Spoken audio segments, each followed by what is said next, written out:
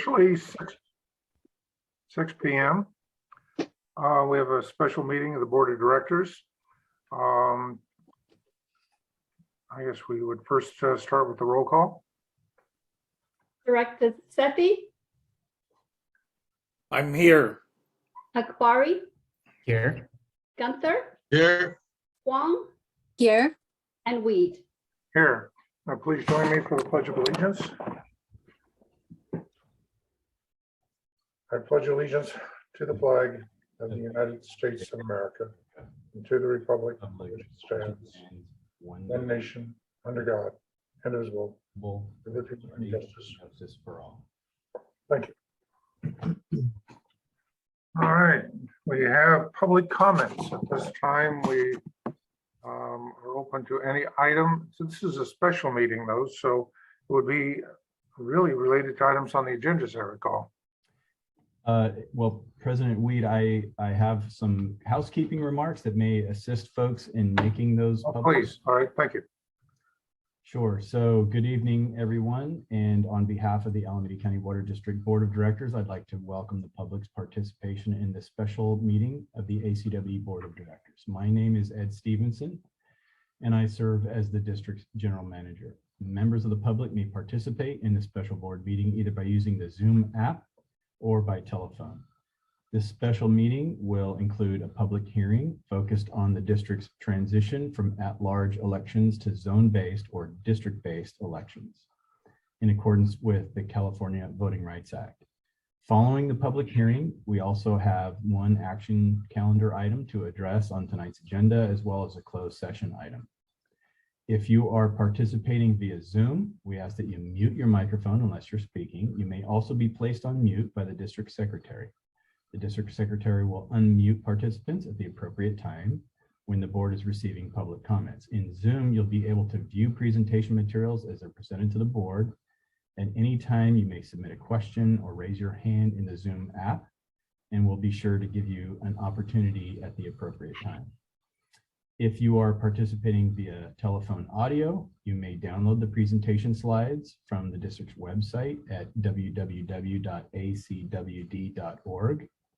Please put your phone on mute to assure the best sound quality for everyone.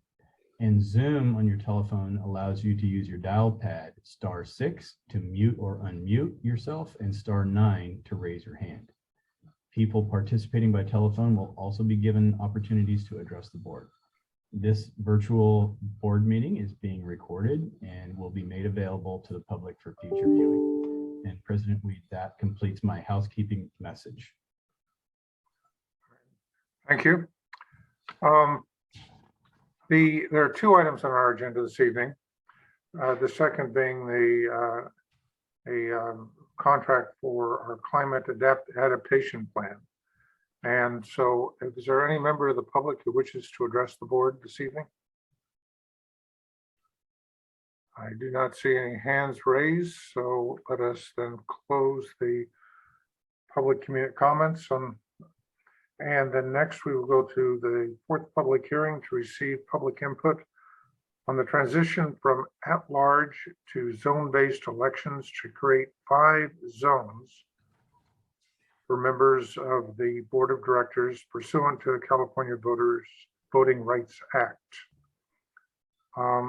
We have a script in order to make sure that this is done formally and appropriately.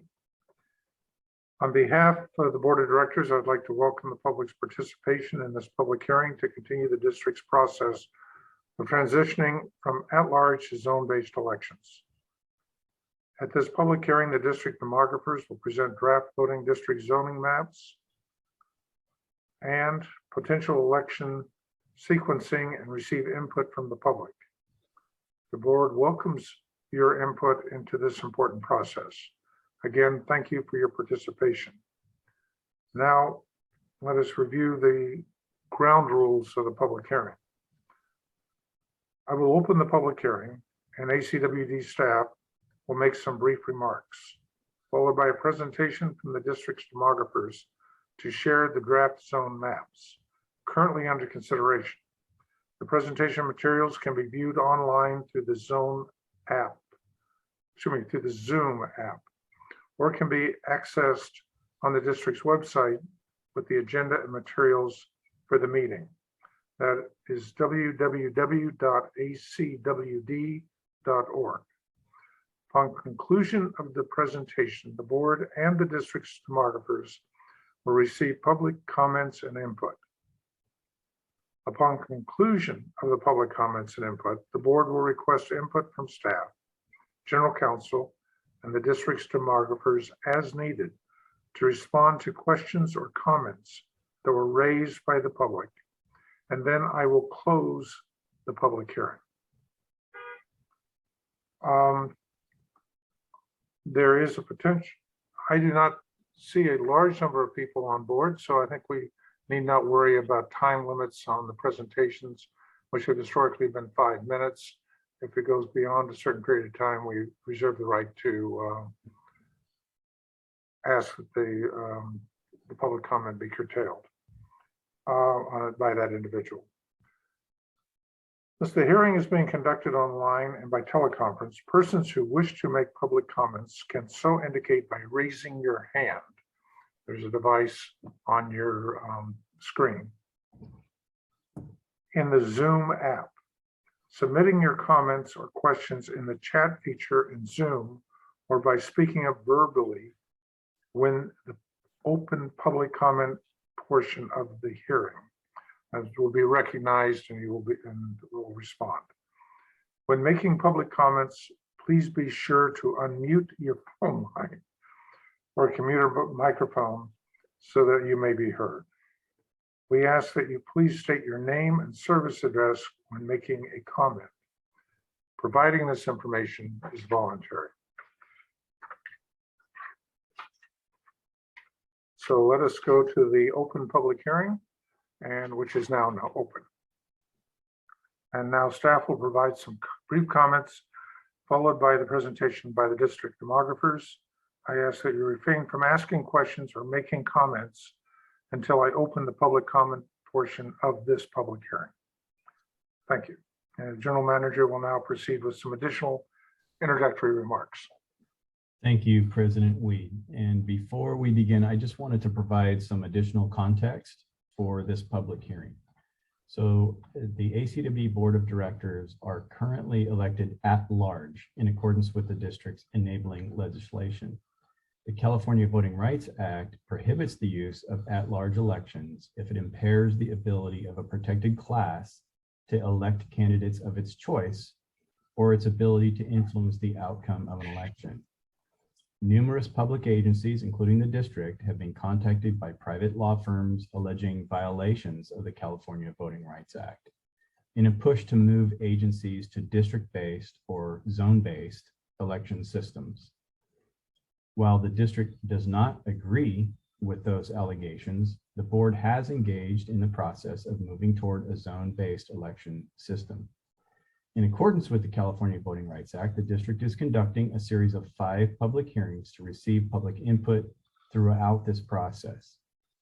The district has already held the first 3 public hearings regarding the transition process, communities of interest, and a first review of draft zone maps. At this 4th public hearing, the remaining draft maps, including potential boundaries of the 5 proposed zones, will be presented, and the public will be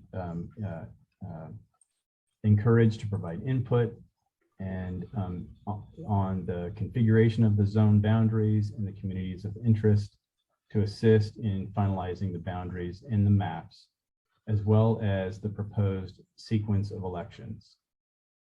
To develop the voting zone maps, the district has engaged with a demographer who has participated in the prior public hearings and received input and feedback from the public and the board, and we welcome that feedback.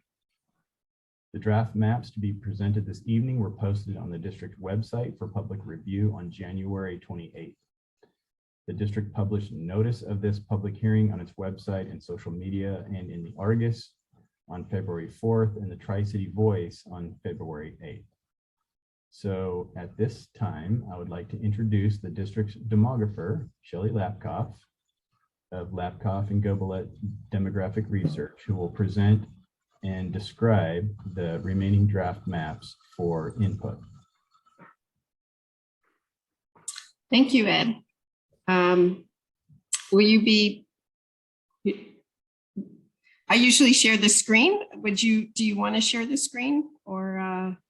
If you prefer to do that, that's fine with me. I just had it up just in case. Yeah, okay, thank you. Okay. Let me do that. Just so you can see my cursor, because sometimes I'm going to be pointing to the neighborhoods or the streets or what have you. So as the general manager said, this is the 4th public hearing in your transition to zone-based elections. And tonight I'm going to briefly review a summary of the process, then talk about plans 1 and 3, describe them, compare and contrast them, briefly talk about next steps, and then it'll be time for comments and discussion. There's an appendix with background materials, which I'm not planning on going through. It goes through the legal requirements. We've heard these in the prior 3 meetings. If anybody would like me to go over those again, I can. But I was not planning on doing that again for this meeting. So just in terms of the summary of the process, there's a timeline. August 12th, the board passed a resolution to transition to by-district elections. Then on October 11th, they held their first public hearing, pre-map meeting. And then on October 28th, their second public hearing. Again, no maps. On January 13th, the board held their third public hearing, at which time I presented 5 different maps that incorporated feedback from the prior meetings. Tonight is the 4th public hearing and the second post-map meeting. And at the January 13th meeting, there was no interest in plans 4 and 5. So I'm just coming back to discuss and contrast plans 1 through 3. On March 10th, the board considers it will be their 5th meeting and ideally the last meeting to consider the final map and to also decide on the sequence of elections. Now we have 3 plans.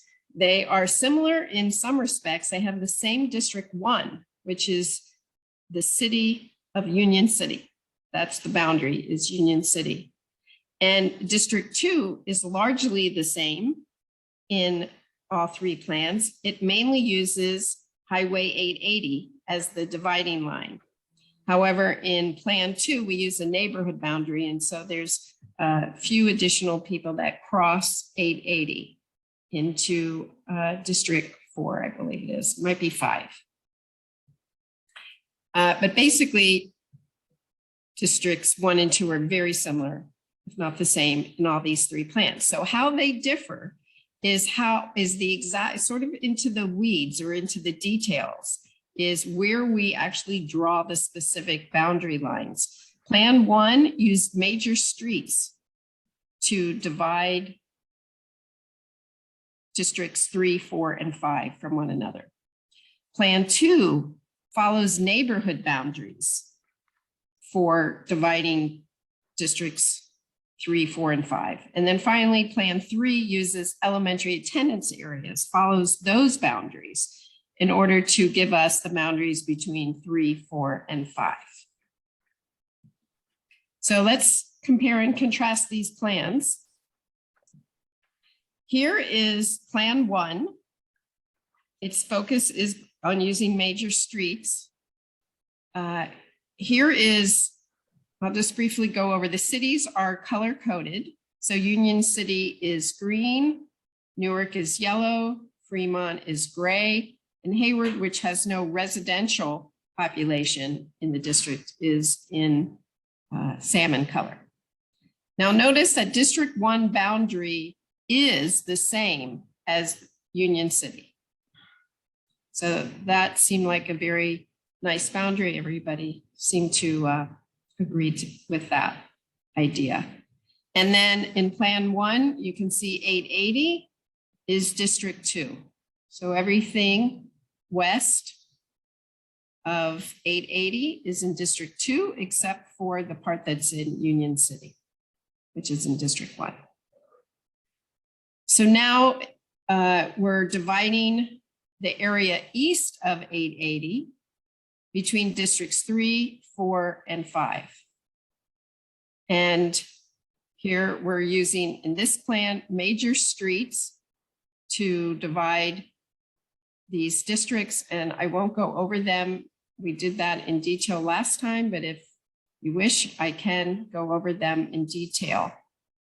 And I'd like to go and show you all 3 maps, and then we have a comparison slide that shows all 3 at the same time.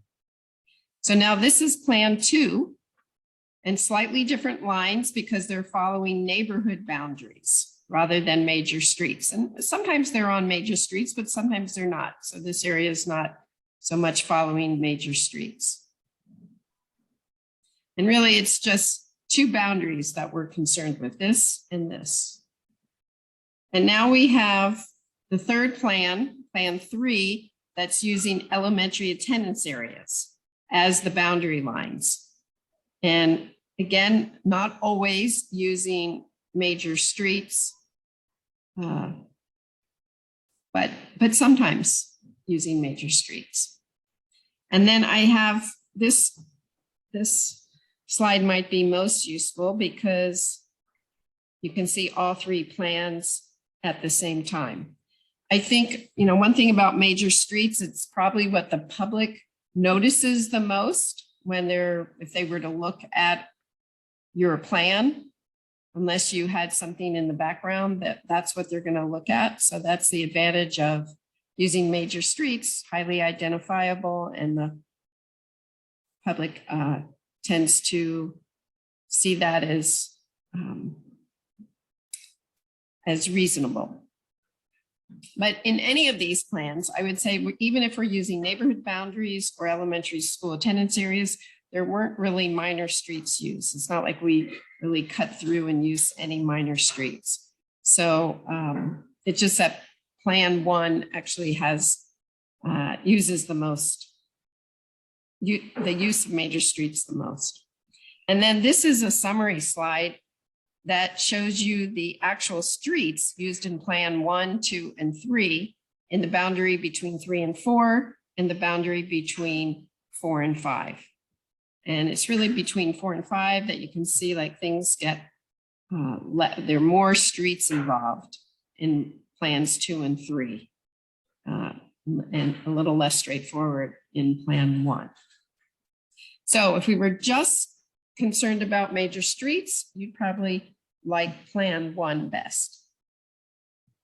But that's not the only way to think about these director divisions. So another consideration is to look at the neighborhoods. And so we're going to overlay the plans on the neighborhood boundaries of Fremont. And here we see that in some cases, using major roads does divide some of the neighborhoods.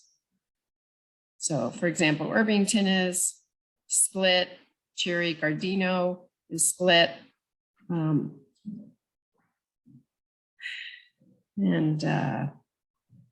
Mission San Jose, but that's always split in all the plans. So that is a indicator. Centerville is split here as well. And Plan 2, which uses neighborhoods, splits fewer of the neighborhoods, of course. So they're following more clearly the neighborhood boundaries. Very clean lines when you overlay with the neighborhood boundaries. And now Plan 3, which has been using elementary attendance areas, does cut through some of the neighborhoods because the neighborhoods don't always correspond to the elementary attendance areas. So there are trade-offs here, depending on what your perspective is. And here's all 3 plans compared on one slide. And during the board discussion, we can put up these slides if that would be helpful during that discussion. And then here is a summary of the splits. And you can see Mission, San Jose, and Central Downtown are necessarily split in all the plans. But Plan 1 splits more neighborhoods, as does Plan 3 compared to Plan 2. So if you wanted to keep your neighborhoods intact, it would be Plan 2 that would probably interest you the most. Finally, we have the comparison of the plans based on elementary school attendance areas. These are Fremont elementary attendance areas. These might be known by parents and current parents and parents whose children have long left the district. My only concern with this is that sometimes these elementary attendance areas change over time. So there's no assurance that this would be permanent. But if you, when we look at this, we have Plan 1, where some of the major streets are bisecting the elementary attendance areas. So necessarily trade-off here. Now Plan 2 also divides some of these attendance areas and in some cases follows them. And then Plan 3, which is based on elementary attendance areas, does a very nice job in following the elementary school attendance boundaries in most cases. And again, we can compare all three on one map. And you can see Plan 3 really nicely following the attendance boundaries of the school districts, the Fremont School District. And here's a summary of the elementary schools that are split and not split. And so you can see that many of the elementary attendance areas are split by Plan 2 and Plan 1, many fewer. And Leach and Millard are only split because they extend on the other side of 880. So that's why they're split. So really it's just Parkmont that is split in here for the most part. So if elementary attendance areas were the things that you thought should be kept together, then you would probably prefer Plan 3. Now we have data tables that give the race ethnic distribution of the various protected minority groups in the district, Asians being the most numerous protected group at 61% of the population, followed by Latinx or Hispanic at 17%, a very small Black population.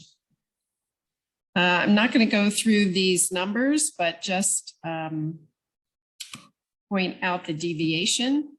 So the plan deviation is 7.3% in Plan 1. It's 8.9% in Plan 2 and 6.6% in Plan 3. Anything under 10% is legal. We recently had a client that's about to pass a plan with 9.5% deviation. Made us a little nervous, but it's okay. It's within the deviation requirement. Now I'd like to turn to the sequence of elections. I would suggest that you have districts 2 and 3 elect in 2022 and districts 1, 4, and 5 elect in 2024. That's because the incumbents who live in districts 2 and 3 are up for election in 2022. And it happens also to be those districts that have the highest Asian percentage and the highest Latinx percentage. So it's very nice in that way. So that would be my suggestion for the sequencing of elections. So you're Ms. Lakoff, I hope I'm wrong here, but I think you may be wrong on the sequencing of elections here. You know, I Because- think you're right. It's 5. Yeah, That I'm in District 5, and Director Wong is in District 2. 2. So I'm sorry, it's 2 and 5. And then 1, 3, and 4. 4. 1, 3, Hey, and I'm 4. sorry about that. Yeah. Good. Sorry to interrupt your presentation. It's very Well, good. that was a very important point, and thank you for interrupting. Thank you for that. Okay, so next steps are to develop consensus among the board as best you can. The next public hearing will be March 10th, at which time the board hopefully will adopt the final map and your election sequencing. For more information, the public can go to the district's website and or email the general manager at Stevenson@acwd.com. Point of clarification, if I might. Tonight, we have the ability to narrow it down to 1, 2, or 3 maps. Yes, that would be great if you were ready to narrow it down to 1 map. Thank you. You would still need a 5th public hearing Thank you. on March 10th. So that concludes my presentation for the board and for the public. Thank you. First of all, do we have any questions or clarifications from members of the board before I open it up to the public? There being none, do we have any public input comment on this item? We have Ken N is the only one I see. So, Mr. Ken N, if you could please make your comments. Thank you, President. I have had the opportunity to review all 3 remaining proposals for dividing the district's territory into 5 zones in accordance with the regulations set forth in the California Voting Rights Act of 2001, California Elections Code, section 14025 et sec. All 3 proposals meet the primary statutory requirements as set forth in the CVRA. Thus, secondary criteria should be used to determine which proposal best serves the interests of the customers of ACWD. It is my belief that ACWD, as a water district, should consider water-related criteria to determine whether there are any secondary communities of concern which would be better served by one proposal over another. While I appreciate the convenience of using elementary school attendance areas, I fail to see the nexus of elementary school attendance areas to the service of water. Potential considerations include a relative source of water which impact water quality.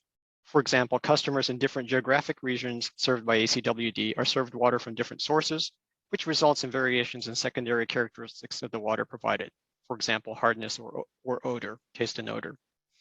The variations between the 3 proposals, however, are smaller than the instantaneous variations in the source of water provided. Thus, this criterion is probably not useful in determining which proposal to adopt. A second consideration is to examine the relative resiliency of the distribution system in the event of an adverse event. The district lies in a seismically active area, and water distribution systems are vulnerable to impacts from such events. Geologically, the variations in the distribution system generally lie along a north-south axis.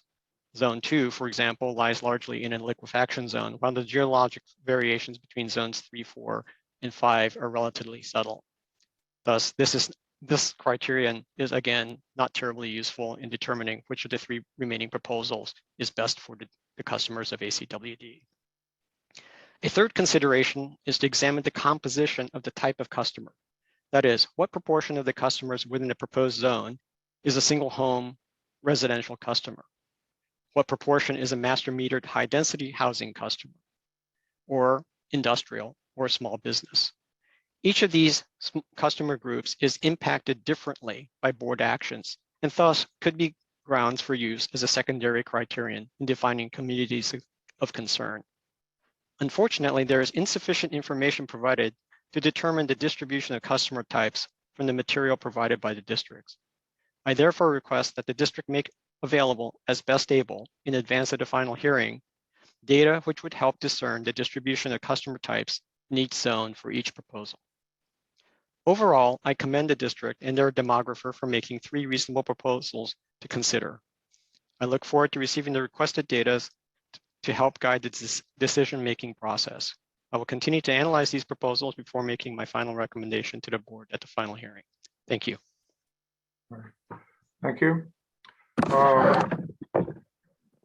Are there any other, Kelly? Yes, please. Okay, thank you very much. I haven't had a chance to study the latest maps in detail, but I'll go over the process that's underway here. I've looked at redistricting in several different government agencies, and this one is perhaps the best that I've seen so far process. The city, for example, has consultants that are working hard. They did mention, and so these people, they know that this is their job, is to know about these things. They did mention that following high school attendance zones was not required by law and hard to do, and so on. You know, elementary school attendance zones is a little bit smaller and more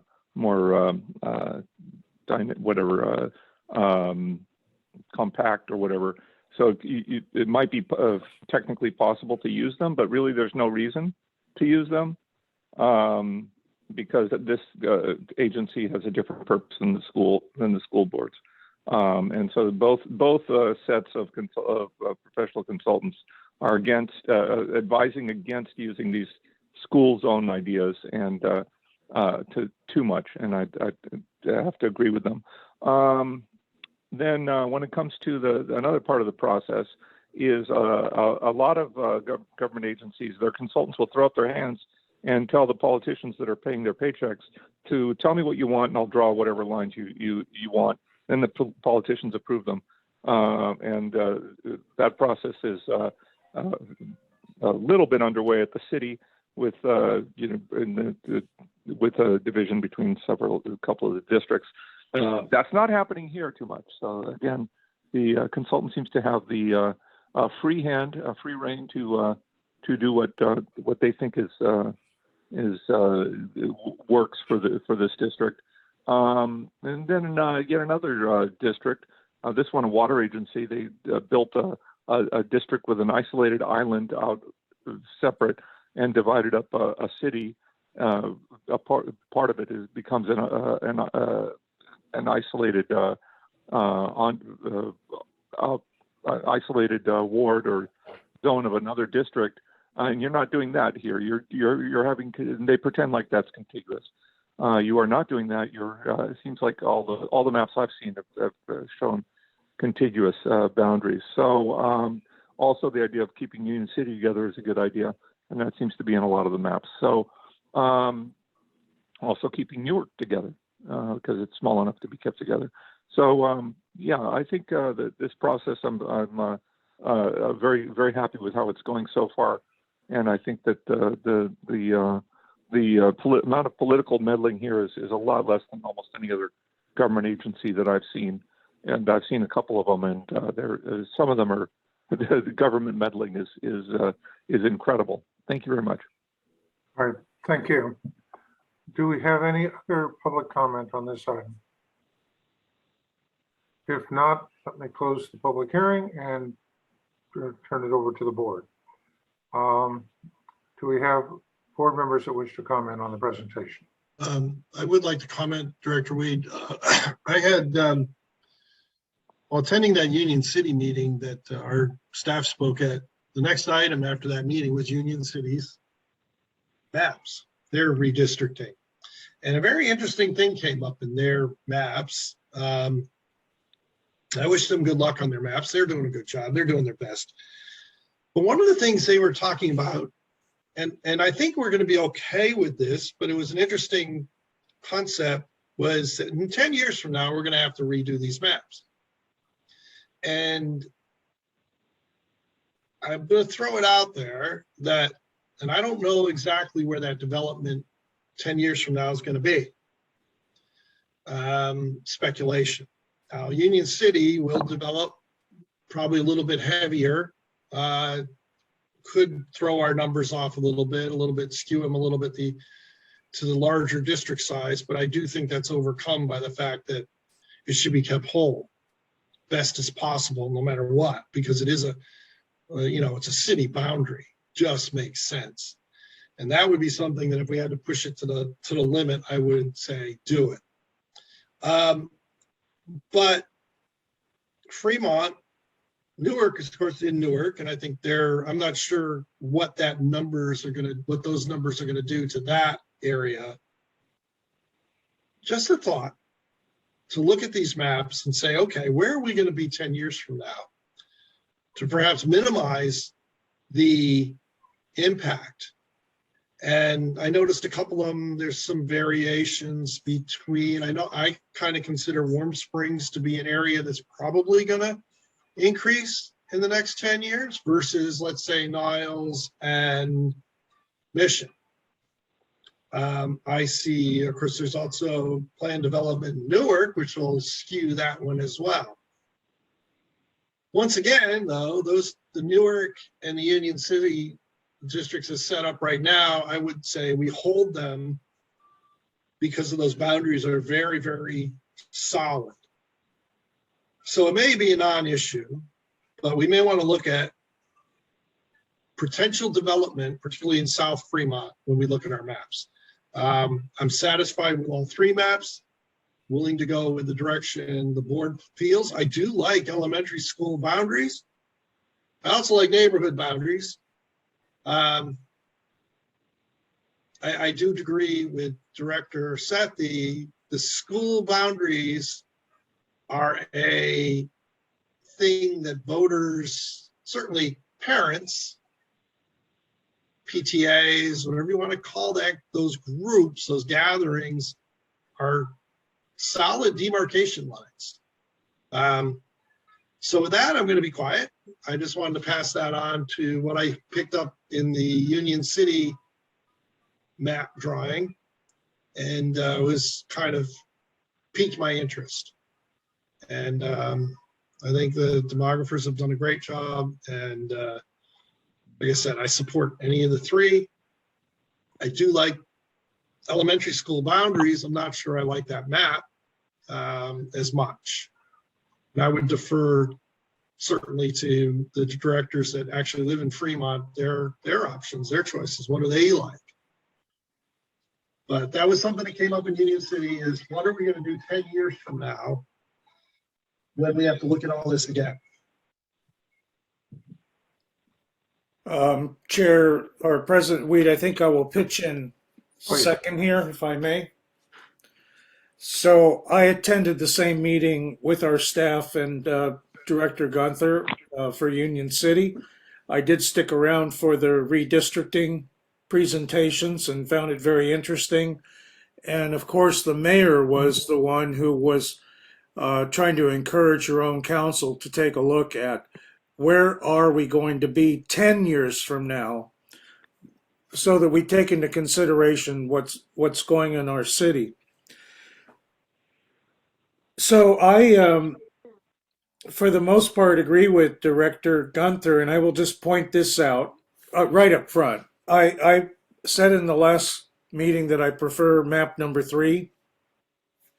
I prefer following the elementary school boundaries.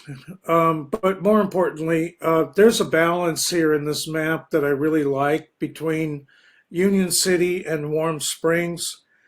And we have, going back to Director Gunther's point, really 4 areas of development going on in the next 10 years. We have 4 transit areas in Union City, Newark, near Dumbarton. We have Irvington that's under development, which is quite a bit smaller. And then we have the remainder of Warm Springs. And in this current map number 3, we see a very close balance in population between the Warm Springs, Irvington area and Union City. And we'll have expected growth in Newark, of course, where there's active development. especially on the corridor, you know, for transit improvements. And I think that if you look out 10 years, and this is just my personal opinion, that Union City and Warm Springs will still be very balanced at the end of 10 years because of their respective similar increase in population and development that they're concentrated on. The fact is that Warm Springs is pretty much built out, except for a very similar remaining amount that's similar to Union City. So we have almost the same increase in population in both ends of the Tri-City area. And I just say this from having grown up in the community. I think that people respect the elementary school boundaries. The PTAs are very powerful.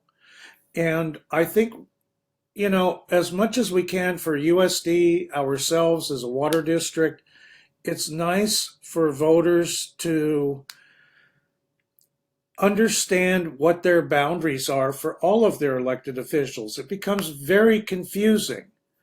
And if you're in a set of school districts and you know, hey, these are my council members, these are my water board members, these are my sanitary board members, Ohlone College, other things, Washington Township, then it's very helpful for the voters. And I think it's very helpful for us in reaching out to our own respective divided communities going forward too. So I like map number 3 the best. I could go with map 1 if that's the preference of the board. But 2 is the one I'm most dismissive of. So I'll leave it at that for right now until I hear back from other directors. Thank you. Director Wong or Director Akbari, either, do you wish to speak? I guess I can go next. I will say I do not have strong preference between the 3 maps.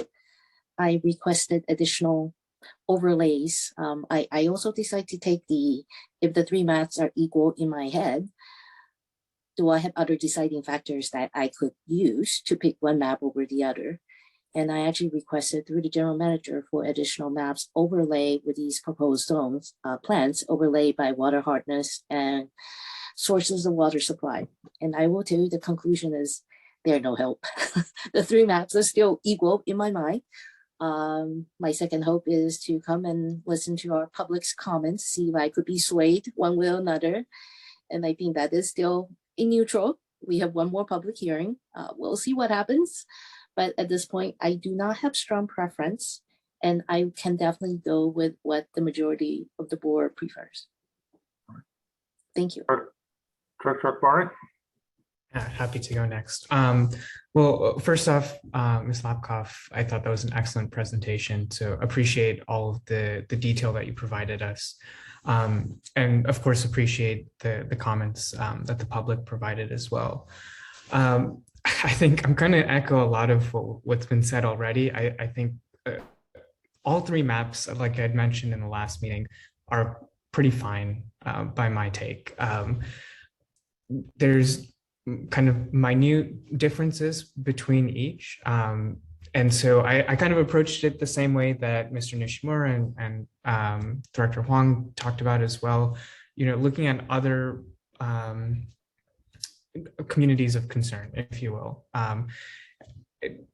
Compared it to water hardness maps. I think that was where my head went first. And like was mentioned, didn't really provide any additional, it was hard to kind of discern if there was any benefits to any of the maps, even based on that. So, you know, my next step was to talk to members of the community. And quite honestly, I think the feedback that I got, even from talking to folks, showing them the 3 maps, was they're all fine. So that wasn't as helpful either. I'm not gonna, you know, stand in the way of any of these proposals. I think they're all fine maps. I am a little bit partial to keeping neighborhoods together primarily because I think we've kind of developed a culture, at least I'm talking more about Fremont since that's the only city that's divided right now. But I think there's definitely some culture and that's kind of built into each of the neighborhoods. Now with the rise of Nextdoor as an app, for instance, they also use those neighborhood boundaries as well. And so I think what we can do to kind of limit the divisions between the neighborhoods, I think would be best, but none of even the elementary school attendance area maps, they don't cut through the neighborhoods too much. So all goes to say, I don't have a preference, unfortunately.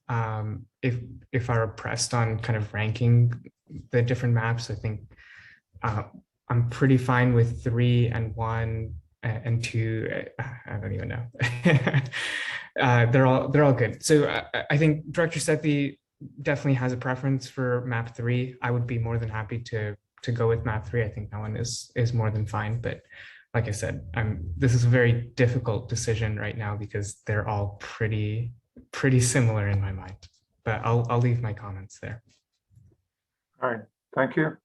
In my view, my preference is map 3. I believe it's cleaner. The numbers are far more balanced and has a less spread in percentage of populations, and it's clear. It also supports school districts. I recall when the city of Fremont created 28 neighborhoods.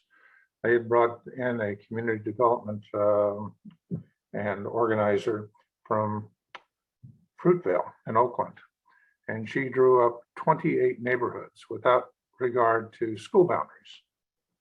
Birds and the bees, the lakes, it went on and on.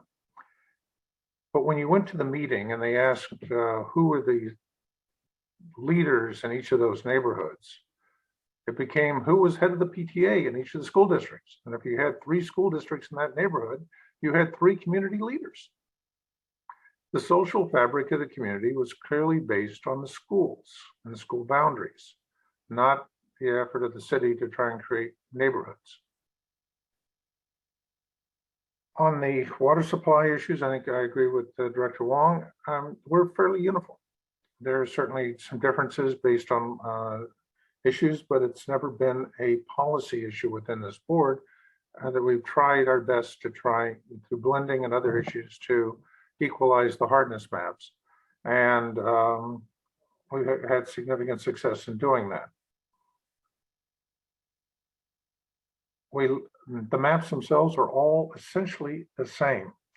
When we look at the type of development, well, it really comes down Newark, the Newark and the centered area has its own development pattern.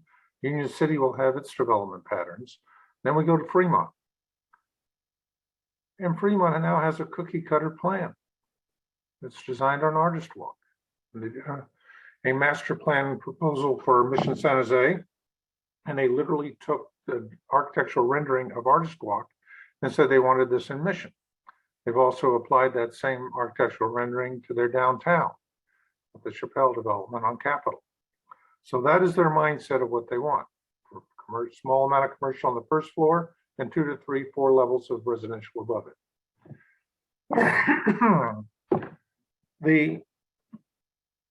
So we're somewhat independent of all this. It's we're dealing with Fremont's been described as a collection of walled subdivisions accented by strip malls. That doesn't lead to any great social or economic distinctions. About a dozen years ago, Ohlone College was looking at, and we got involved in close because in subdividing their district. And they brought in the consultants. And the consultants could not find a racial split or bias within the community that would support district elections. Now that has evolved over time, through election practices, et cetera, that we now have that and we will divide it up, but they're not major distinctions. I would suggest that the Niles community considers Niles Crest to be part of the Niles district or area. And I would support, again, map 3 keeps that as part of the northernmost district in Fremont. So for those reasons, I would support map 3, and I would support going forward with map 3 alone as of this evening's meeting.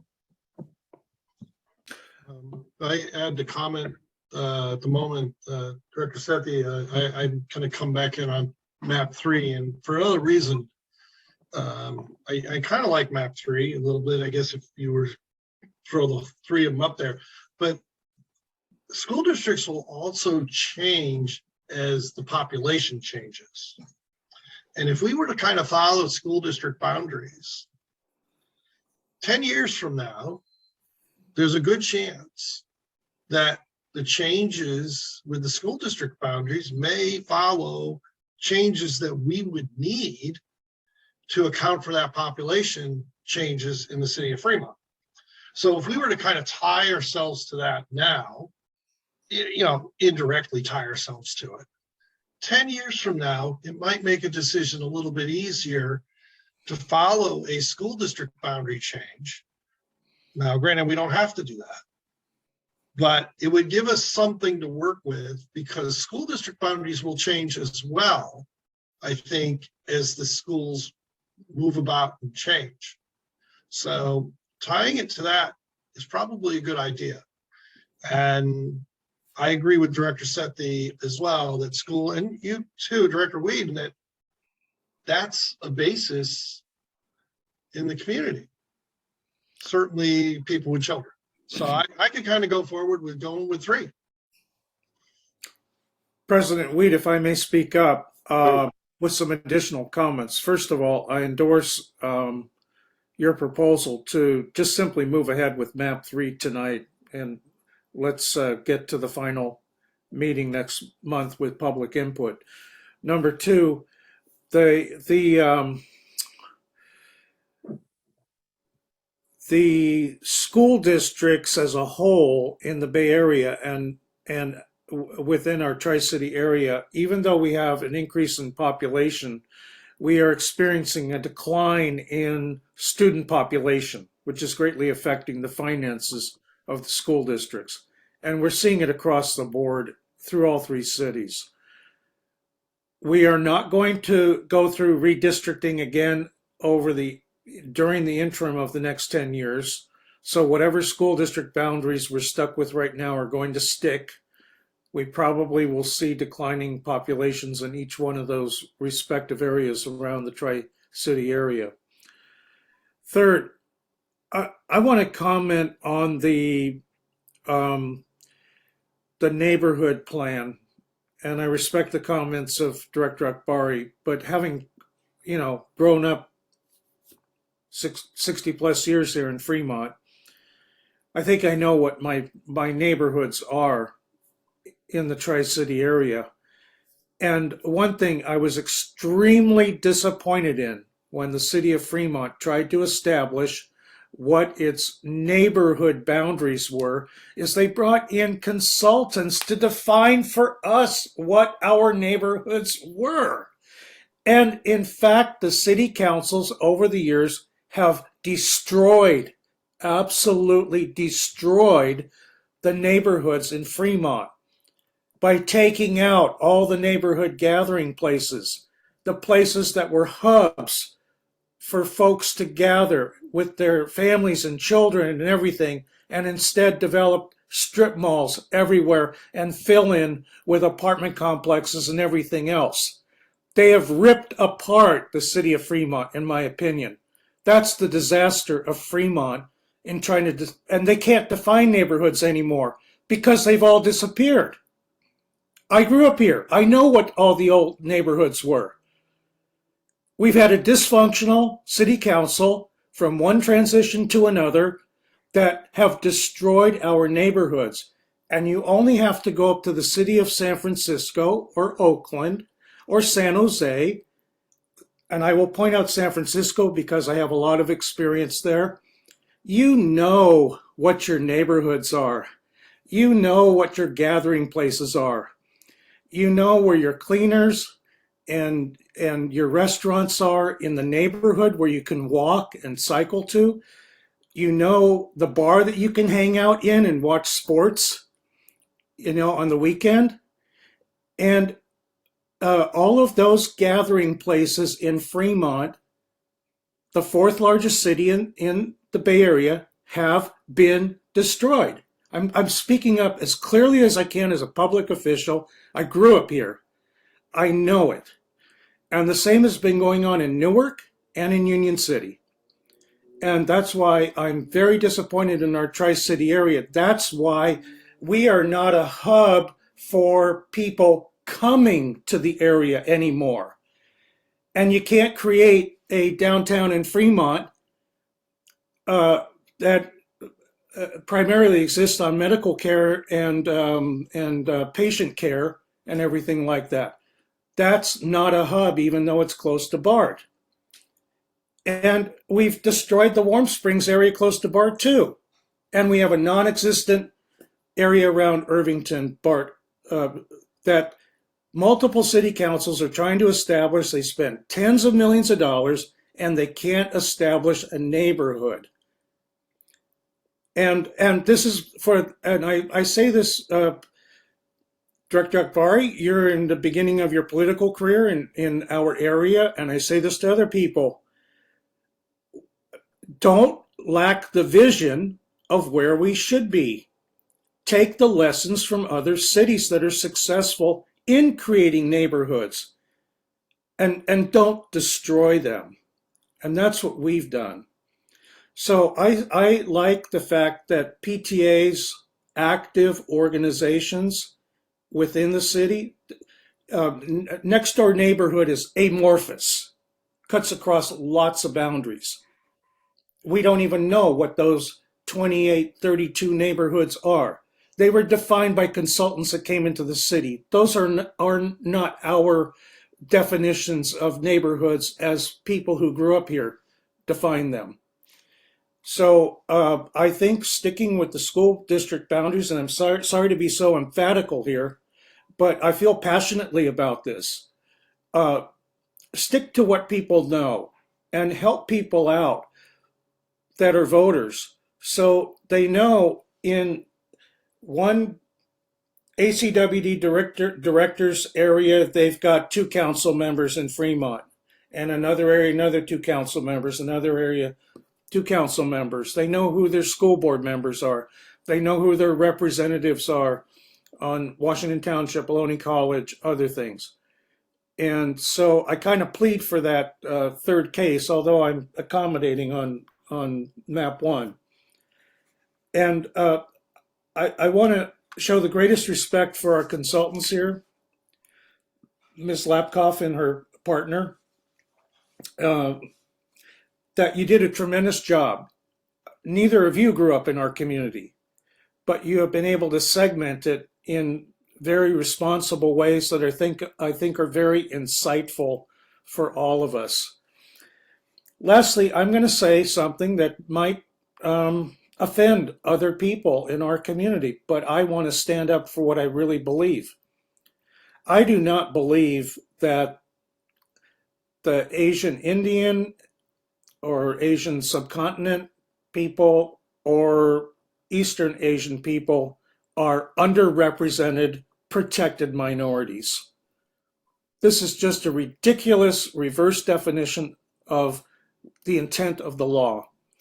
If you're in a real minority area within the Latino or African American community, I honestly believe in helping out those constituents in a redistricting process. But when you put the most affluent people in your community, the richest people, as a protected class, that is an asinine, backward way of what the original intent of the law was. And that's not what I remember the California Voting Rights Act to be. I followed the Federal Voting Rights Act and cases going up all the way up to the Supreme Court since I was a young person. And this is actually, pardon my language, but a bastardization of the intent of Congress and our legislature. And we are the one community in almost all the United States that is a majority minority community in Congress, our first elected congressman as such. And now the tables have flipped. And I have a very difficult time consuming this because I have fought my entire life to protect people that really deserve protection as a minority class. And you can't have the richest people in your community now suddenly being the protected class. Thank you. All right, thank you. Do we have any additional comments from, first of all, from the consultant? Is there anything that was raised that Phil should be responded to?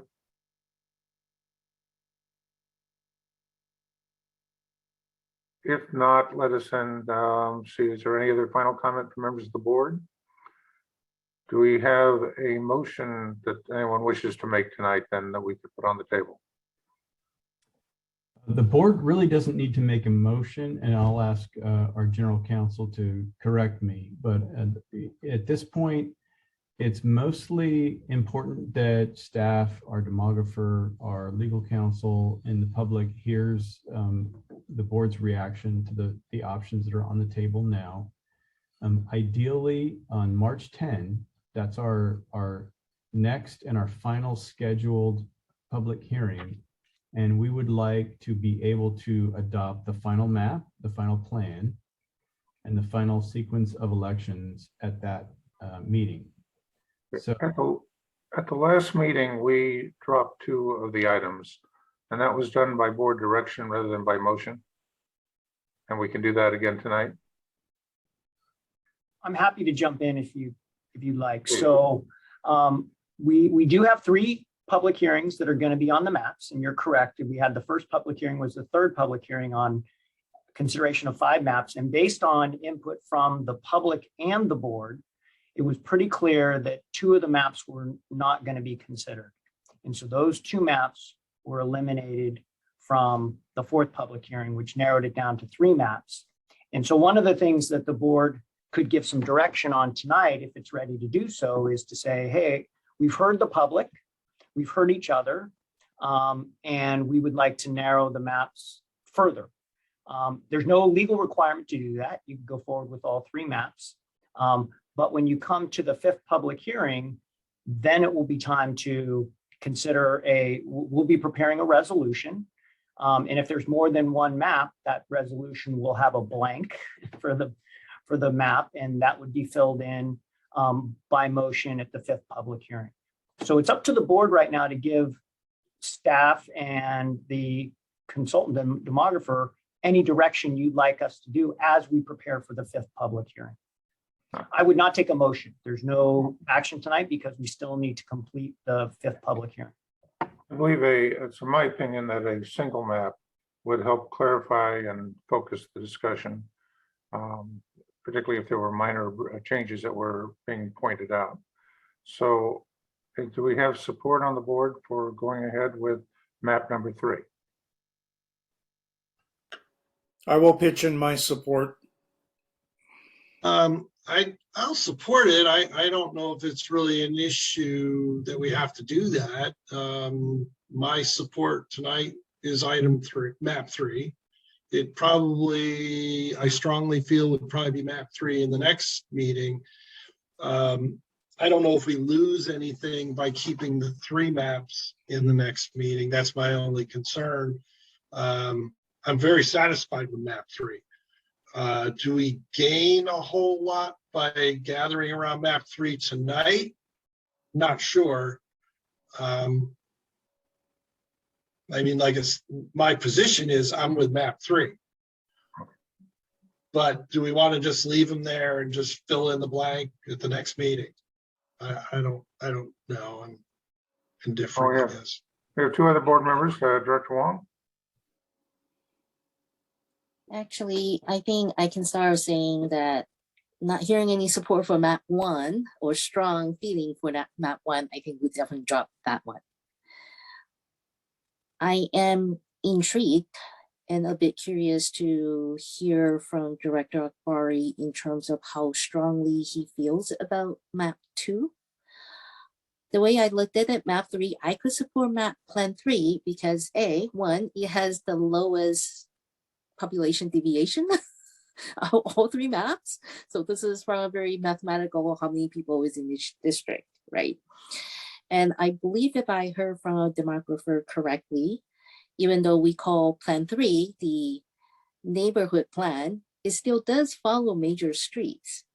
Just not as obviously large, but those are still fairly large streets. And in addition, plan 3 also actually kept majority of the neighborhood intact. So that might be the sweet spot with the best compromise. So I could go with map 3, just with map 3 alone, but I actually would like to hear from Director Akbari a little bit regarding his feeling about map 2 before I gave that one up. All right, so certainly. Director Akbari. Yeah, no, I'm actually also fine if we want to just move forward with map 3. I think, like I mentioned in my comments, I think the deviation between each of the maps is minuscule enough that even in map 3, I think we still keep generally the composure of the neighborhoods together.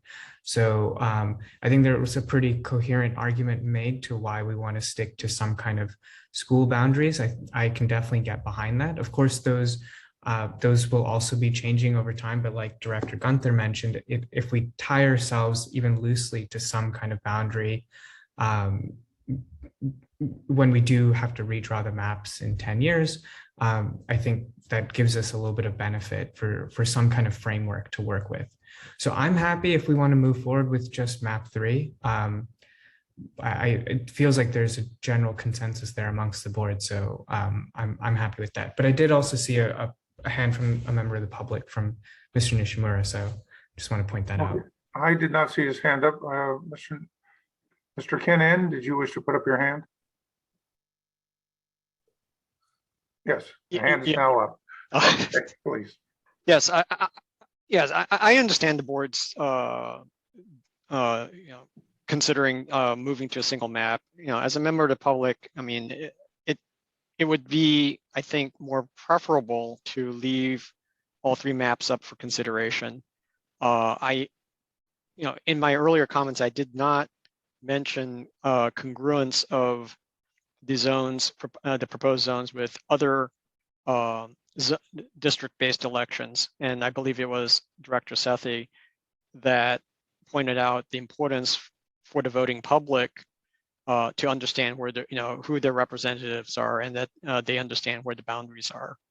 So I don't have the time right now during this hearing to analyze which of the 3 maps is most congruent with the remaining or the other zone district-based elections in this area. For example, Ohlone, the school districts, and city councils, etc.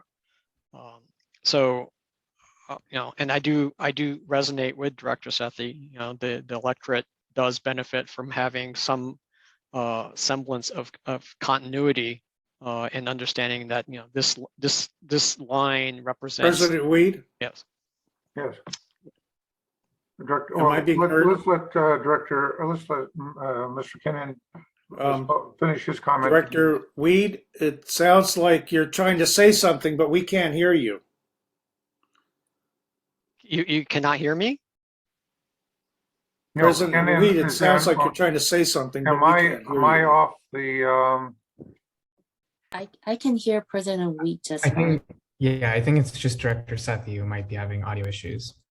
I can hear both Director Weed and Ken N. I don't know what the problem is here, but we only have 2 members of the public present, and I would appreciate, after we have heard from board members right now, to hear the second member of the public, Kelly, provide some feedback based on what he's heard.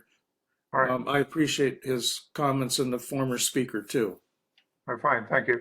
Mr. Kennan, have you completed your comments? Yeah, I believe I have. I mean, I would like the board to leave all 3 options on the table until I have a chance to analyze which of the 3 proposals is most congruent to the other districts available to the voting public. Thank you. Thank you. Kelly, please. Yeah, it seems to me like the map selection, if it's 3 or whatever. I hope somebody can hear me. This is Director Sethi. Ms. Marcoux, I cannot hear anybody, and I'm not sure if anybody can hear me. I can hear you Well, loud I and hear you. clear, Paul. I've got you loud and clear, Paul, as well as Kelly, so. I it cannot seems hear to a be on- soul. It Can you seems to hear be on anything, your end. Paul?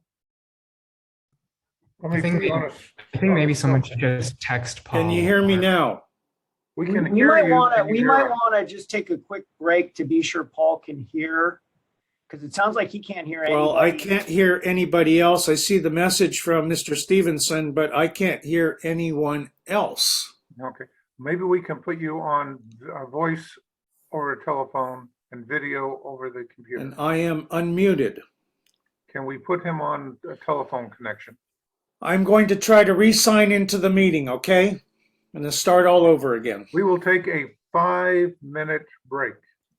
All right? 5 minutes. Yeah, that makes sense. Thank you. Paul, you can hear us. And Paul, you can hear us okay? Yes, clearly. Okay, just want to make sure you can hear us and we can hear you, and that's, it sounds like that's working. Thank you. And I don't know how this will be reflected in our minutes. But thank you. Next public speaker again is Mr. Kelly. You could just say that Director Sethi flipped out. Well, now it's working now if you hear us. Then all. Thanks very much. I'm happy with whatever the board with whatever direction the board is going. If they choose 3 or whatever, 3. I looked at 3. 3 looks fine. It doesn't doesn't look too unusual in terms of just gerrymandering aspects of it, and it looks like it splits up the city and doesn't make anybody too unusual compared to the other districts, because it gives you a good level of kind of district equality or egalitarianism or whatever. So it would work. And then going back to Director Sethi's comment about segregation, there's a report that came out a year or two ago about cities in the Bay Area and which ones are most segregated. And Fremont stood out. I'll give you a quick quote, one sentence.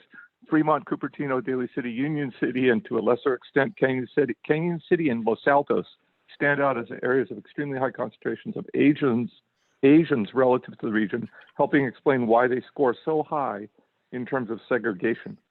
So, yeah, there's a lot of segregation, and it is a gathering or a grouping of Asians, and it's happening in Fremont and several other places. Thanks. It's called wealthy segregation, not disadvantaged segregation, in my opinion. All right. Thank you. Then let me close the public comment then. Bring it back to the board for general direction that we will proceed at the next meeting, if I can summarize, with plan number 3. Actually, Director we don't have to make this decision today. What doesn't quite sit right with me is that we actually have a member of the public that requests we carry all 3 maps forward. We don't really have any basis to ignore that comment, I guess. That's the problem I am having right now. I definitely have a strong preference, as I am definitely okay with going with map 3 or plan 3, but considering there is a public comment out there, a request was to carry all 3 maps, and this is not the decision we need to make today. I would respectfully say that perhaps we should carry all 3 maps forward. I can agree with that too. I mean, I don't see us gaining a whole lot by going forward with just map 3. My preference is map 3. I will make that made tonight. I don't see myself changing from map 3, but I could leave it in there. I'm satisfied. A member of the public would like to see it stay, and maybe we'd have another member of the public in the next meeting that wasn't here tonight. So I don't see us losing anything. I think we as a board have a general consensus tonight that we've rallied around map 3. I don't see that changing, but I also don't see any reason we couldn't just go forward with blank and institute map 3 at the next meeting. I don't think we're going to lose anything by doing that. Right. And I'm perfectly willing to say I have a very strong preference for map 3. My hope was to focus the discussion at the next meeting to minor deviations on a single map rather than throwing different maps at the back in the table. So it was just if we could, as best we can, narrow the discussion and focus. It makes it easier for staff and the demographers to be able to respond, where they're responding to a single map as opposed to 3 separate options. And Director, President Weed, I certainly, and staff certainly appreciates that. I will say that we are very happy to bring back 3 maps. And that's no additional trouble from staff's perspective or the demographer's perspective.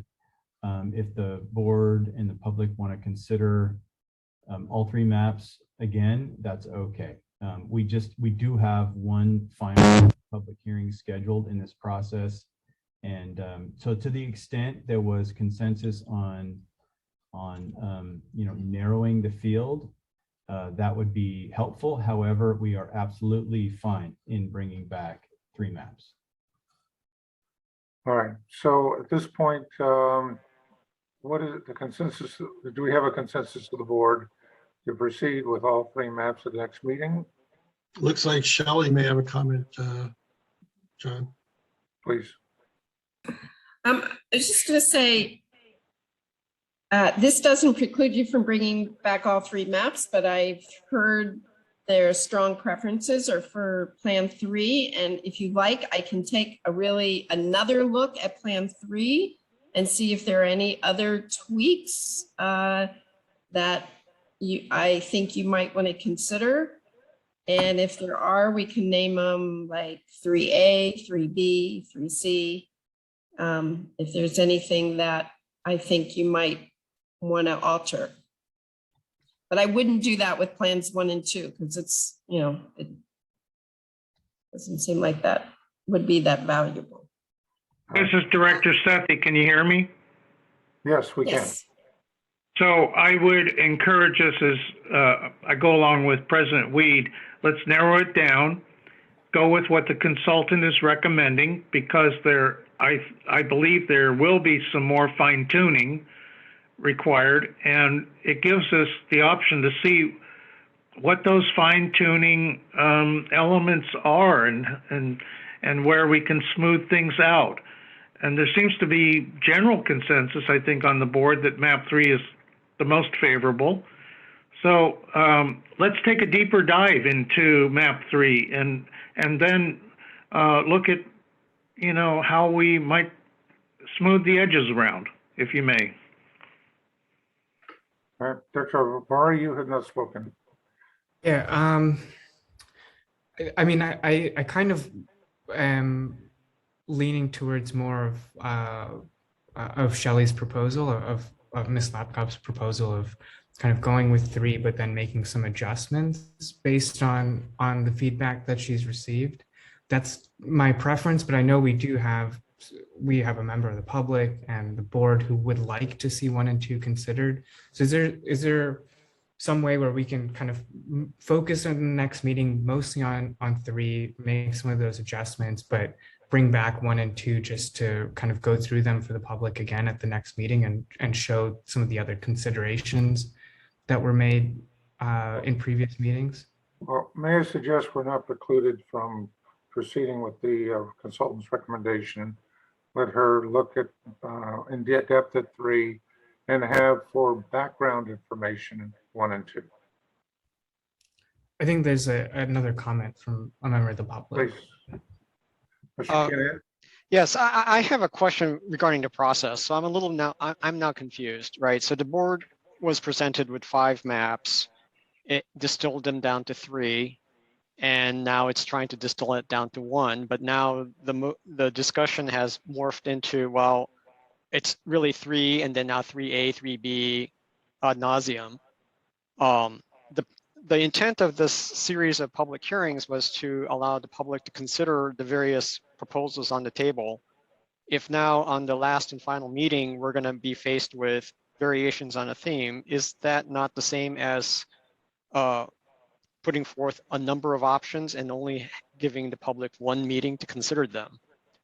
You know, taken to an extreme, sure, we could say we fixate on proposal 3 and allow tweaking to the point that, well, you could bring back map 1 or map 2 by tweaking map 3, right? So I'm a little confused as to the process is. May I suggest that the process has 5 hearings to ensure that we have public input. Tonight at the 3rd meeting, we have 2 public speakers. Or we have 85,000 customers. That our objective is to try and come up with a fair, rational resolution so we can move on to the business of the district. This doesn't provide a drop of water or an hour of productive labor. So hopefully we can get through the process and come up with a reasonable solution. My take. So I'm happy to chime in a little bit on the process. It is perfectly acceptable for the board to bring back the three maps that you've been presented with. It is the purpose of these public hearings is to get input, and it's perfectly permissible to tweak the boundaries of maps. They do need to be posted 7 days prior to the next public hearing. So the public would have an opportunity to look at those. And then it is okay for the board at the 5th public hearing to pick one and adopt it. So what your demographer said she could do is certainly permissible. And it's also permissible to keep all the maps on the table that are there tonight as well. So the board has a variety of options, but if there's going to be anything new that hasn't been, any map that's different that hasn't been presented already, it will need to be published in advance of the 5th public hearing. Okay, so we have 2 members of the board who have requested that we at least keep the other 2 maps available if we want to refer back to them. But is it not then the consensus that we wish to go forward and ask the demographer to look at map 3 in additional detail to see if there are other issues that were overlooked or needed for final resolution?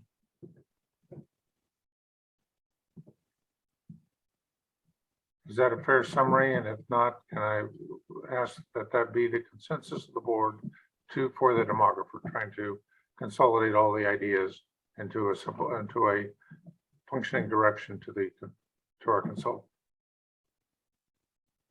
I second that direction. I'm also fine with that direction. I'm fine with that direction. I mean, I think we could tweak these things till we're dead. And I think I agree with, I understand what Mr. Nishmar is saying. I think that though could be also accomplished with tweaking map 3. I don't know if we're going to get any benefit if we bring 1 and 2 back. Having them available, I think, is a good idea, but I wouldn't want to have the demographer spend any more time on 1 or 2 and settle in on 3. See if there's anything else we need. And if I can just quickly offer like a comparison. I mean, when we go through the rate hearings as well, we start with kind of a multitude of ideas, and as we go through each of the hearings, by the time we get to the final hearing, we try to come to some consensus or some framework with which to work with. And I think we've kind of followed a similar process here where we've gotten a lot of public input, and I think the board has come to a consensus around one of the maps. I'm not trying to stifle any discussion from the public or anything like that, but I think we do have a pretty reasonable map to work with. There's generally board consensus around it. I feel like generally the community can get behind that map as well. And so, yeah, we might have a few tweaks at the last hearing, but I think we have a pretty good framework for us to work with. So that's my rationale for why I think we should move forward with. Thank you. Director Wong, you. Yeah, Please. so I think the easiest one first, I definitely support that Ms. Lakoff just focus on minor changes to map 3. I think that's what we're, as I said earlier, probably would end up to be the best compromise. However, I also am not comfortable ignoring public comments or public requests in this case, in that's stated in the public hearing. So I would say focus the change on Plan 3, any minor tweaks, publish it 7 days before our next meeting per required regulation or per law, which will cover our legal basis. And in terms of map 1 and 2, just have it available, but not focus too much time on it. Because my guess would be, I think Mr. Nishimura is looking at it from the type of industry and perhaps election district boundaries. I think those are things that we had considered when we started this process. As some of the ideas that the directors talked about, I believe we talked about having same district boundary as Union City, Union Sanitary District and all that. So my feeling is that that would become a minor component, but still, based on public's request, I think we should just carry map 1 and 2 forward as a reference. If our members of the public have strong feelings towards one of the 2 maps, then we could have a discussion at the next public hearing. But in terms of what we ask our demographer to do, I would support that we just focus on map number 3. All right, thank you. Let me ask the secretary if we had any written comments on this item. No, I have not received any written communications. All right, fine. So it is now 7:34, and we will close this item for the discussion. Thank you. President Weed, I just wanted to kind of just regurgitate for myself. Oh, please. And for staff and our demographer and folks working on this effort. What we heard is a general consensus to focus on map or plan number 3, with the demographer reevaluating, suggesting any tweaks that she feels may be appropriate. And there may be none, and there may be, who knows. But to also bring forward on March 10 at the presumed final public hearing, maps 1 and 2 also, to keep them on the table so that the board consider all of those options on March 3rd. And that's what I heard as direction from the board. I just wanted to confirm. Is there anyone who objects to that summary or wishes to modify it? Okay, thank you very Oh. much. Yes, Director Sethi? No, I assume that's an affirmative to to the general manager's comments, correct? yes, Thank you. And just to clarify, the next, the 5th public hearing is March 10th. Correct. So we will now move on. Okay, the next meeting is March 10th. We've been at this now for an hour and a half. Is there anyone who wishes to take a break or do you wish to go on to the next item? There's no desire for a break. Let us then move on to the second item on our agenda. Thank you, President Sethi. This is a authorization of professional services agreement for the development of an ACWD climate adaptation plan. And I will turn it over to our Director of Water Resources, Ms. Laura Heides, to introduce the item. Thank you, Mr. Stevenson. So the development of an Alameda County Water District Climate Adaptation Plan, or CAP, will support the district's long-term water supply planning efforts, as well as inform future infrastructure and water supply investments. The CAP will be guided by a board of directors' input on policy objectives and agency priorities, and will include a review of existing district policy, a vulnerability assessment, a risk assessment, an analysis of findings, and a prioritization of recommendations and actions. Development of the CAP will inform future additional climate studies and actions and is an important step in the district's upcoming Integrated Resources Plan update. There is adequate funding for this expenditure in the fiscal year 2021-22 budget. Approval of this item will help meet the district's strategic plan goals 2.1, maintain and enhance sustainability and reliability of local and regional water supplies, and 2.4, plan for future water supplies. So tonight's recommendation is by motion, authorize the general manager to execute a professional services agreement with Brown and Caldwell in an amount not to exceed $127,800 for consulting services for the development of an ACWD climate adaptation plan, job 10008. And I'm happy to answer any questions on this item. All right. Do we have any questions from members of the public?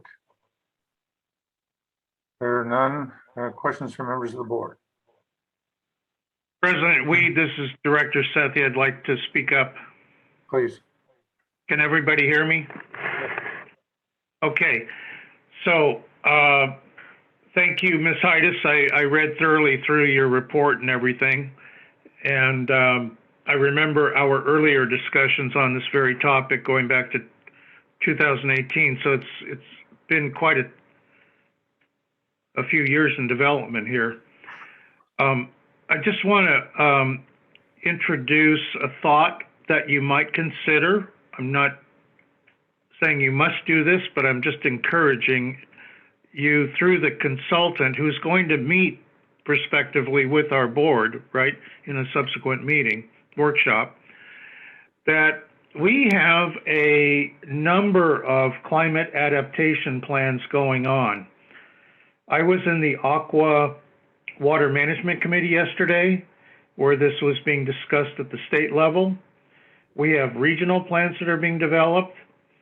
Each of our 3 cities is developing a climate adaptation plan. Each of our governing units in the Tri-City area is doing the same thing.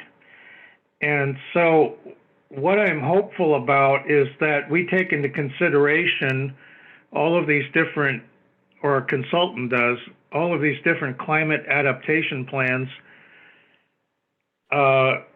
so that there is as much harmony as possible at the end of the day when we finally issue something in 2025 that, you know, prospectively is going out for the next 50 years as a guidance to our district and future boards and future management teams. So that's my thought, that, you know, we talk to other people and what they're doing, and that we be in there's some cohesion to how we tie in with everything else. Great, thank you. And tying in and aligning with a lot of the local, regional, and statewide plans, I think will definitely be a part of the project. So I will take that back. Thank you. That is within the scope of the contract? I believe it is. They're going to be gathering various documents, and they're going to be looking at other plans to help inform the direction of our plan. Let me have the discretion, take the discretion here to dovetail. The City and County of San Francisco, SFPC, did a climate change study, which they presented to the commissioners of the SFPC, and then took it on the road to the National Water Research Center and had a webcast out of Denver. I would ask specifically that they look at the business case that San Francisco made and ask them to whatever additional rationalizations we can have. That business case showed a potential increase in the cost of water to $35 a unit. It's currently at $5 a unit. Most expensive municipal water supply in the country would be increased 7-fold.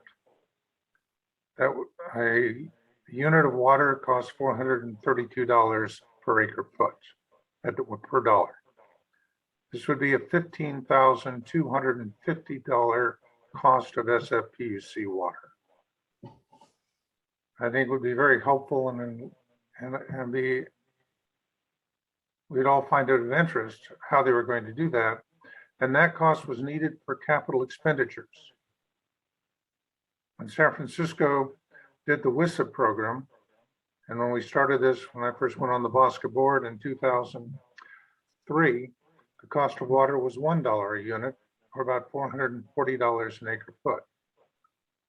The WISA was going to increase it with a $6 billion investment to $3 a unit, a huge tripling of the price. We're now at $5 a unit.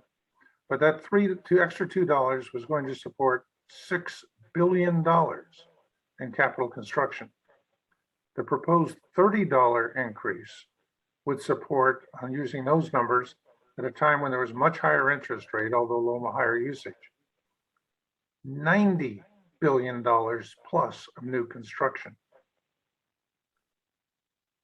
Understanding where that is and putting it in because we're liable for 4% of it. So that would be $3.6 billion plus would be ACWD's portion of that SFPUC investment. So I encourage her, now that we have this contract, it strikes me that within our statement of work, we would have the ability to review what SFPUC is proposing and has put into their published document.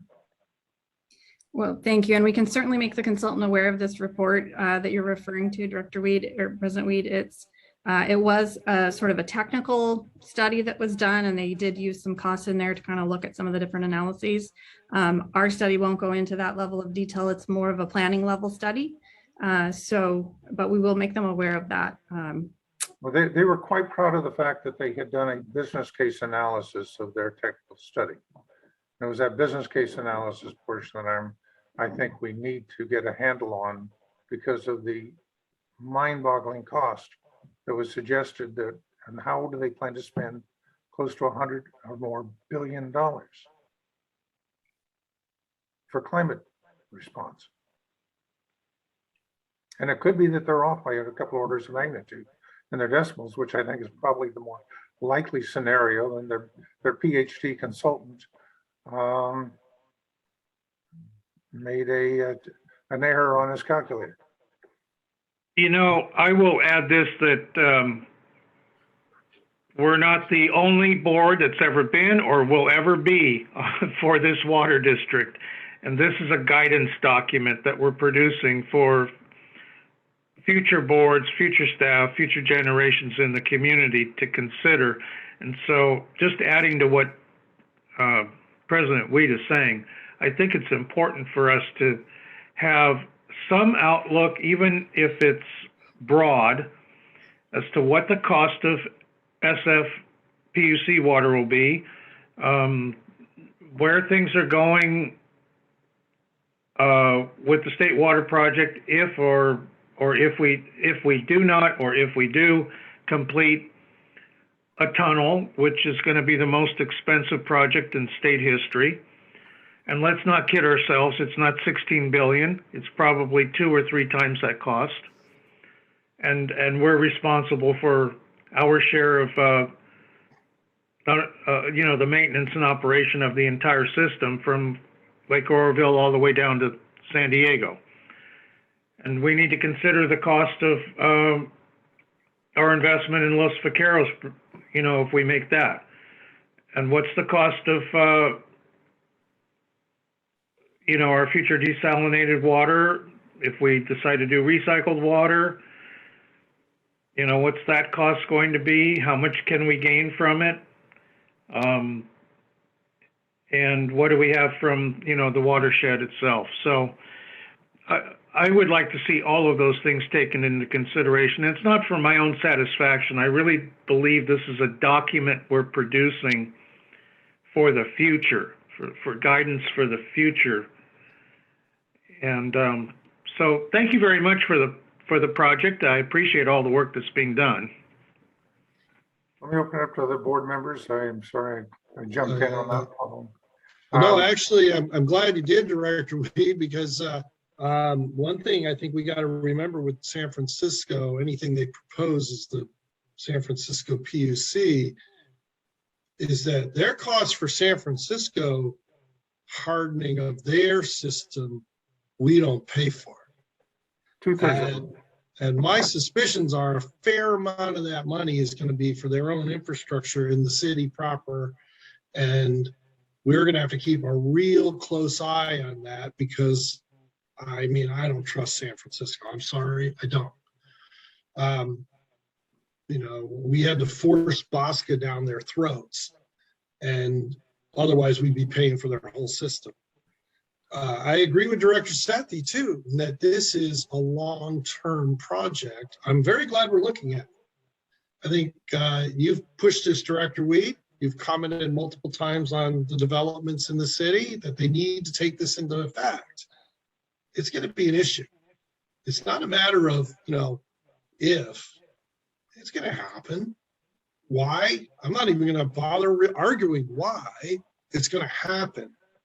And being in, you know, having studied ocean engineering in college, this stuff could really wreak havoc on an infrastructure system. Sea level rise.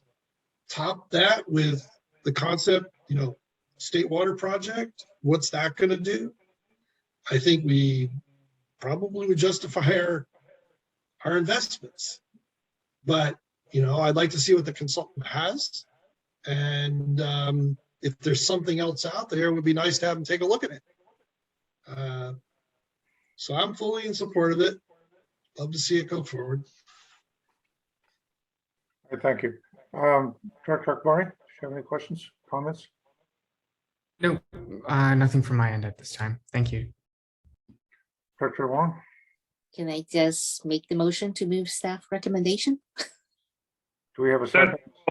Sethi will second. Okay, I have, as under conversation, does anyone wish to address the motion? Let me express a concern I have then.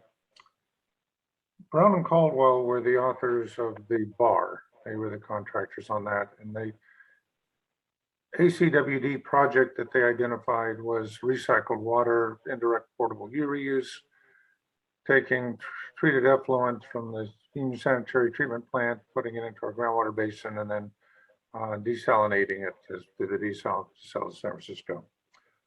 I have serious problems with that proposal, in great part because of the cost. A critical element there was the suggestion of RCM, who came up with the original concept, claiming that we would get a 78% recovery of the water we put into the percolation ponds. Our own staff at the time came back with the numbers saying that our recovery would be 30%. If we're only going to, it's expensive to do the basic treatment for recycled water. Then you have to pump it upgrade.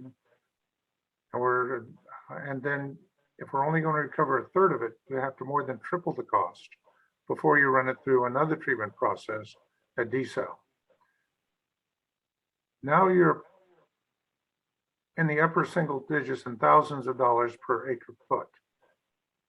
It made no economic sense then nor now.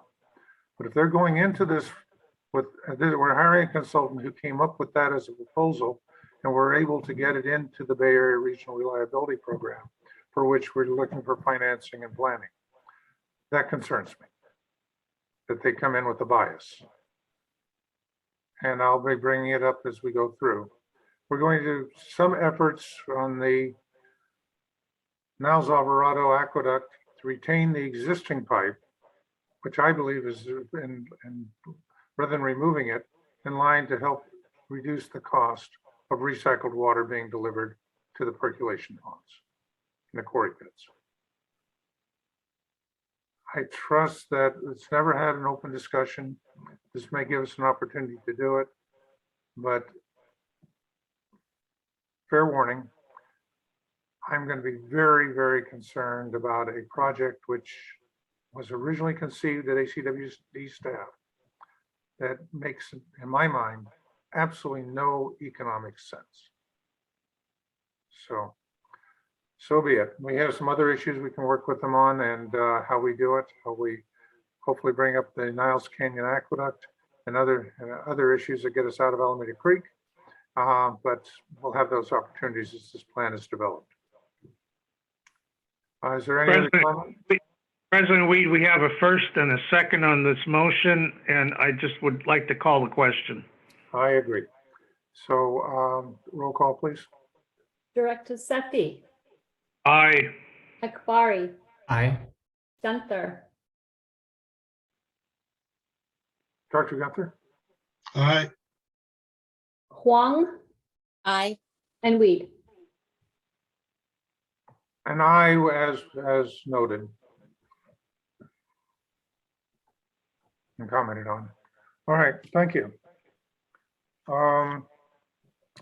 So based on our, if I can find my, Yeah, President Weed, we just have, next item on the agenda is the general manager's reports, and I have please. a very brief report. And it's just to thank the board for providing your availability for our ribbon cutting event for the Lower Alameda Creek Fish Passage Improvements Program. We finally have been able to now nail down a date for the event, and that'll be April 25th at 10 a.m. It'll run from 10 a.m. to noon. We'll have a pretty big push for media coverage and attendance by stakeholders, partner agencies, and others, including electeds from throughout. We'll also be inviting some key staff who've been working on this program for over 20 years, many who have retired during that time.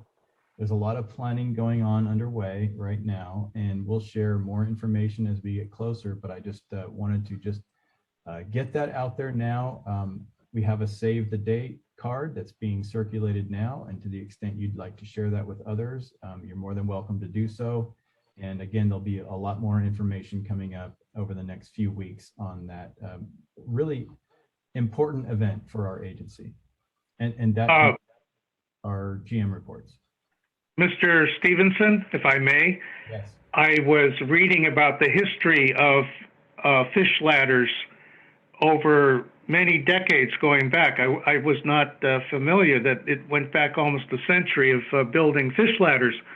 But I became aware of the fact that the Vice President of the United States in many cases showed up for these major ribbon cuttings, like President Richard Nixon and Hubert Humphrey, and it's always been the Vice President sent out for one of these ribbon cuttings. So I was hoping maybe we might be able to get Vice President Kamala Harris here. Could we send an invitation?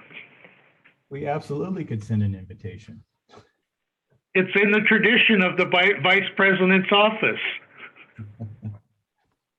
I'm not kidding. I know if the board would like us to do that, we absolutely can do that. We're going to cast a pretty wide net, so that would just be a little wider than we were thinking, but we can do that. All right, thank you. Are there other comments from the general manager? That's all, President Weed. Thank you. Are there items from members of the director's comments and or agenda item requests? I actually have one, President Lee. Please. So I actually received an email from one of our customers, Ms. Karen Smith, and she requested that ACWD provide assistance to fixed income seniors 70 years or older with their water bills. I think it's actually a great idea. So I would like staff to look into the possibility of expanding the Help on Tap program to include seniors 70 years or older on fixed income and bring their evaluation back as an agenda item at an appropriate board meeting or workshop for our consideration and discussion. All right, thank you. Are there other comments? I have two items. The first, I thank the board for their support and my request for a position on the JPIA Executive Board, and which did not, I believe, did not require a board resolution, but I did have the verbal support for that. That went to a 4-4 tie vote between, and within the 9-member board, they had one vacancy. So they've now decided to put it through the normal process, which does require a board resolution. plus the resolution of at least 2 other agencies in the area for someone to be on the board. And I would appreciate the opportunity to go through the formal process. I did. We did this with authorization once before, but the incumbent did decide to run for re-election. This is an open seat. That was for a Southern California seat in their own protocols, so that didn't make sense. I didn't pursue it, but this time I would hope to. It appears to be a Northern California seat that became open. So hopefully, I was not one of the 2 finalists, but this will be to the general membership at the Aqua board meeting on May 2nd, or actually the JPIA board meeting on Tuesday, on I believe Monday, the 2nd of May. Second, there is the Water Now Alliance has their annual meeting, this time in Philadelphia. There is a stipend of $250 for plane fare for anyone who wishes to attend, plus at least 1 night at the University of Pennsylvania Hotel in Philadelphia. I have had the good fortune of attending each of their other meetings, which have been at the University of Utah, University of Texas, Arizona State University, and would hope to attend this. It's been postponed a year because of COVID. And that I don't know, out-of-state travel had certain requirements that need to be identified, and then so I would ask staff to make a determination what, if any, items need to be put on the March agenda to cover that. Next, there's a potential interest on the Delta Conveyance Authority to make a presentation to the board in March. If there's support from the board, I would ask that they be able to make a short presentation on what's happening with the Bay Delta and the tunnels. It's currently forecasted to 16 billion. Director Sethies on the Finance Committee has suggested that might be a low estimate, and our share is 1%, $160 million plus. So I think it's worth our attention.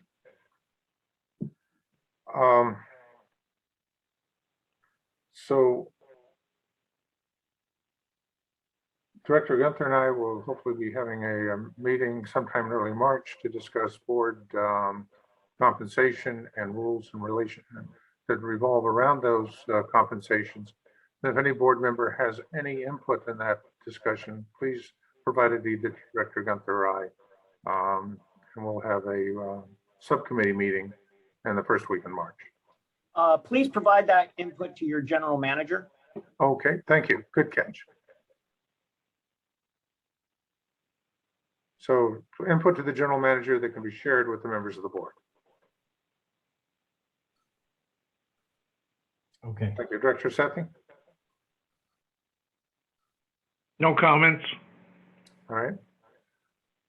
All right then. Do we have any other items before the board tonight?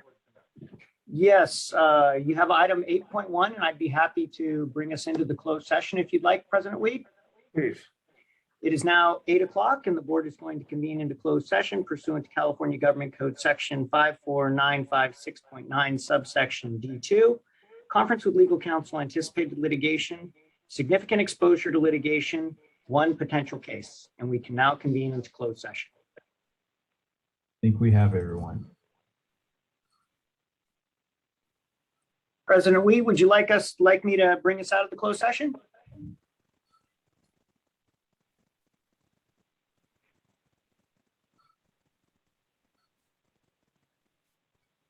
I think he's just checking his mute button. Thank you. I was on mute again, and we're back into open session. It's 8:35, and asked our District Attorney, Mr. Miyake, to make the statement on related to closed session. Sure, thank you. I'm happy to do that.